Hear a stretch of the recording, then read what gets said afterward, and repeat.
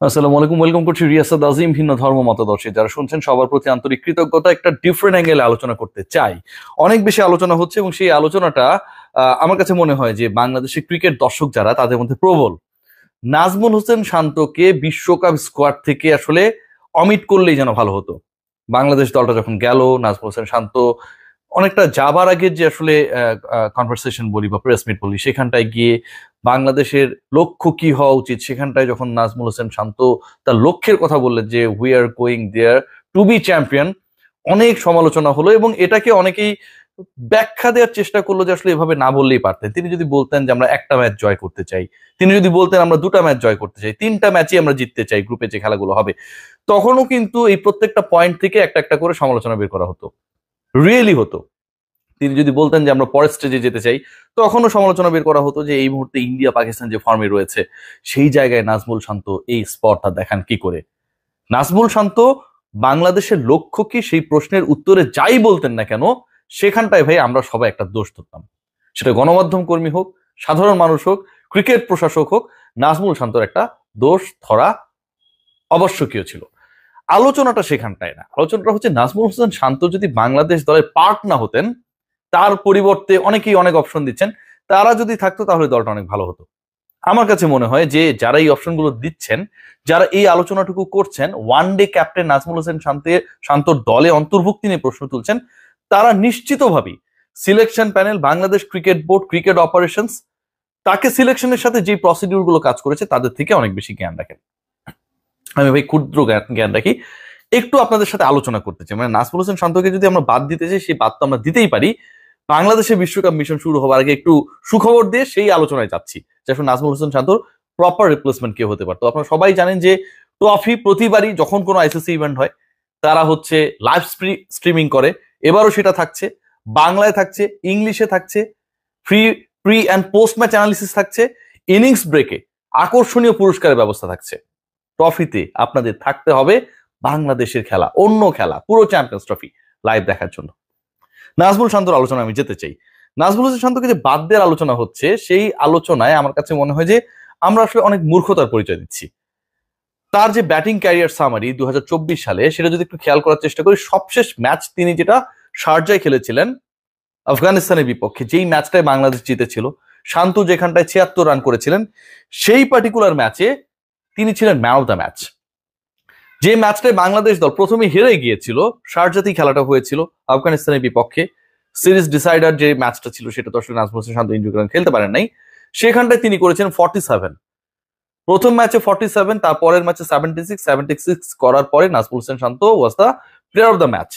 আমি যদি আরেকটু বলি, তার আগে যে তিনি ম্যাচটা খেললেন শ্রীলঙ্কার এগেনস্টে, সেখানটায় খুব একটা ভালো করতে পারেন নাই, 1 রান করেছেন। তারও আগে যে ম্যাচ খেলেছিলেন সেখানটায় 40, তারও আগের যে ম্যাচটা খেলেছিলেন সেখানটায় 122। সবশেষ 5 ইনিংস ওয়ান ডেতে 2024 সালে 122, 40, 1, 47, 76 যোগ করলে হয় 286। যেহেতু অপরাজিত ছিলেন, অন্তত একটা পার্টিকুলার ইনিংসে তার এভারেজ হচ্ছে 71+। একজন ক্রিকেটার 2024 সালে যেই 5টা ওয়ানডে ইনিংস খেলেছেন, তাতে তার একটা সেঞ্চুরি রয়েছে, একটা হাফ সেঞ্চুরি রয়েছে, দুটা 40+ ইনিংস রয়েছে। 5টার মধ্যে একটা সেঞ্চুরি, একটা হাফ সেঞ্চুরি, দুটা 40+ ইনিংস, বাকি থাকে একটা, সেই এক ইনিংসে করেছিলেন 1 রান। এই ক্রিকেটারকে আপনি বাদ দিবেন? 2024 সালে যেই ক্রিকেটার 5 ইনিংসে করেছেন 286 রান, 71 এভারেজে, বাংলাদেশ দল আফগানিস্তানের বিপক্ষে একমাত্র ম্যাচ জিতেছিল, সেটাই তিনি ম্যান অফ দ্য ম্যাচ। শ্রীলঙ্কার এগেনস্টে বাংলাদেশ যে ম্যাচটা জিতেছিল 122 করেছিলেন 129 বলে, সেটাই তিনি ম্যান অফ দ্য ম্যাচ। তাকে আপনারা বাদ দিবেন? সবশেষ 10 ইনিংসে যার একটা সেঞ্চুরি, 3টা হাফ সেঞ্চুরি, 40+ ইনিংস 3টা, তাকে আপনারা বাদ দিবেন? নাজমুল হোসেন শান্তর ফর্ম নিয়ে অনেক প্রশ্ন উঠতে পারে, নাজমুল হোসেন শান্তর ডেডিকেশনে অনেক প্রশ্ন উঠতে পারে, কিন্তু সেই প্রশ্নগুলো উঠানোর জায়গাটা কতটুকু যৌক্তিক? ওয়ান ডেতে বাংলাদেশের বেস্ট ব্যাটসম্যান তো এই মুহূর্তে ক্যাপ্টেন নিজেই, তাকে আমরা দল থেকে অমিট করতে চাই। নাজমুল হোসেন শান্ত ছাড়া দলের বাকি সব ক্রিকেটার নাকি ঠিকঠাক করেছেন। নাজমুল হোসেন শান্ত কেন বললেন যে আমরা চ্যাম্পিয়ন হতে চাই, সেটা একটা বিশাল গুনাহ হয়ে গেছে।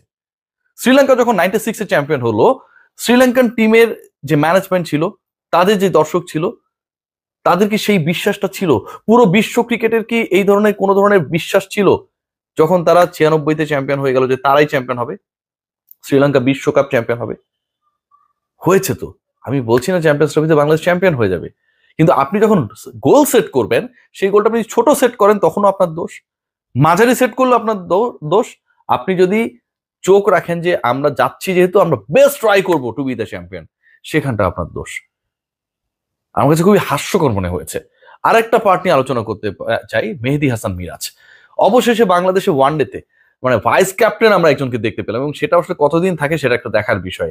যে মিরাজকে টি-20তে মোটামুটি আসলে রুল আউট করে দেওয়া হয়েছিল, তাকে নিয়ে খুব বেশি আলোচনা করতে, তাকে নিয়ে আগ্রহ বোধ করতেন না একটা সময় সিলেকশনের সাথে যারা জড়িত। সেই মেহেদী হাসান মিরাজ কিন্তু ডিফারেন্ট ক্যারেক্টার। তিনি চ্যাম্পিয়ন্স ট্রফিতে কোন পজিশনে ব্যাট করবেন সেটাও এখন আলোচনার বিষয়, সম্ভবত নাম্বার 4-এ। বাংলাদেশের যে কজন ওয়ানডেতে, টেস্টে, টি-20তে কনসিস্টেন্ট পারফর্মার রয়েছেন, মেহেদী হাসান মিরাজ তাদের একজন। সবশেষ বিপিএল এ অনেকেই অনেক ভালো পারফর্ম করেছেন, টুর্নামেন্টে সেরা হয়েছেন মেহেদী হাসান মিরাজ। সো মেহেদী হাসান মিরাজ শুধুমাত্র অ্যাকর্ডিং টু হিজ পারফরমেন্স না, according to his consistency, according to his dedication, according to his experience, he deserve something better.